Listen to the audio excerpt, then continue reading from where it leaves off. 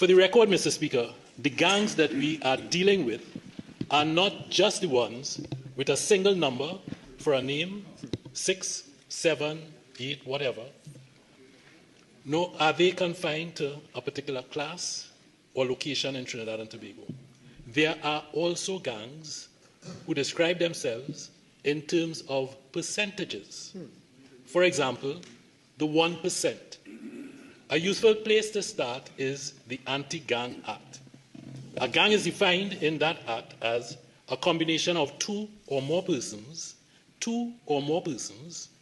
whether formally or informally organized, who engage in gang-related activity. There's a broad definition as to what constitutes gang-related activity. By way of background, I'm sure we all remember an infamous interview in 2017 when my colleagues were in power, when a prominent member of a percentage, the 1%, described the community as follows. The population size is under 5,000. Actually, we are the smallest ethnic group in Trinidad, but the most powerful, almost the most powerful. Another went on to say, life is good here in Trinidad. Life is very good. But there's a measure of concern in the fact that at one time, we used to have a huge middle class, which was a sort of security in terms of any possible conflict between the haves and the have-nots. But now that's eroding, and they, whoever they are getting poorer. So they're starting to get angry. I pause to say one thing here. The local press, controlled as they are, did not report that danger or the interview. It took Anthony Bourdain, a foreign correspondent working then with the CNN, to speak to those truths. When asked what they thought the biggest danger was at that time, those being interviewed said, civil commotion.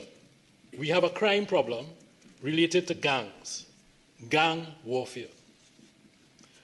Of course, we know an apology was issued by one of these spokespersons for the group in which he said he was sorry for his careless words and that he misrepresented himself and his values. He also said that his excitement led him to seem boastful rather than proud. The truth is, Mr. Speaker, he was right in saying that this group was and is today, principally because of the People's National Movement, one of the most powerful, well-resourced groups in our society. They control and own large segments of our economy. They thrived for a decade under the PNM. They have absolutely no problem accessing any amount of US dollars at any point in time to fund their businesses, their leisure travel, their lifestyles, while the rest of us struggle and line up in banks to get $200 to make foreign trips, and only if we show evidence of a ticket to travel. They count their allotments in terms of the hundreds of thousands of dollars, tacked onto their credit cards every single month on a revolving basis. They funded the PNM. They were revered by the PNM. They have taken over the PNM. Those opposite are their ready, happy, and willing pawns. What is interesting?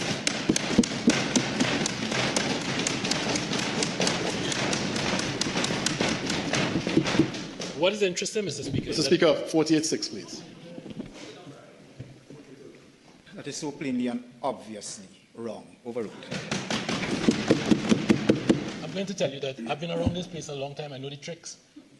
We can play this game for the entire afternoon. I will have my say. What is interesting, Mr. Speaker, is that many of the persons in that percentage group appear to have found disfavor with the government of the United States. I do not have any inside information on this, but I have knowledge of the information that is possessed by local law enforcement bodies. My curiosity was first piqued by a question from a Guardian journalist. The Guardian is owned by a member of this group, who asked if, and this is his question, I have it saved in my WhatsApp, who asked whether several US visas of persons in that group had been revoked. That request of me, I ignored it. But I was subsequently visited in my office by a number of persons who said that their visas, US visas, had been revoked. We all know that our American friends have sophisticated means of intelligence gathering. They appear now to have determined that certain individuals should not, as a result of their activities, be traveling to the United States. And they have taken action to ensure that that does not happen. I repeat, the government of Trinidad and Tobago has nothing to do with US visas. We do, however, have a great degree of control over what constitutes illegal activities within our jurisdiction. Today, I wish to say this. To those persons among us who consider that their wealth allows them guarantees from prosecution and from the attention of law enforcement bodies, we say those days are behind us. If you behave as gang members do, you shall be treated in exactly the same way that blue-collar gang members are.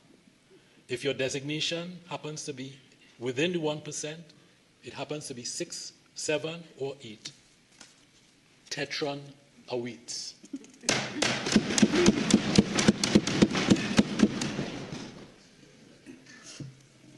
Mr. Speaker, for the record, I say this too in clear language. If you've not realized it before, the protection and succor you found at your Woodbrook cabinet meetings with the former Prime Minister is at an end. And I add only that if you target me, as I expect you will, or my Prime Minister, as you have, hiding behind the newspapers you control, if, as our intelligence suggests, you have in contemplation more and direct action, the indignity of the cells at Tetron await.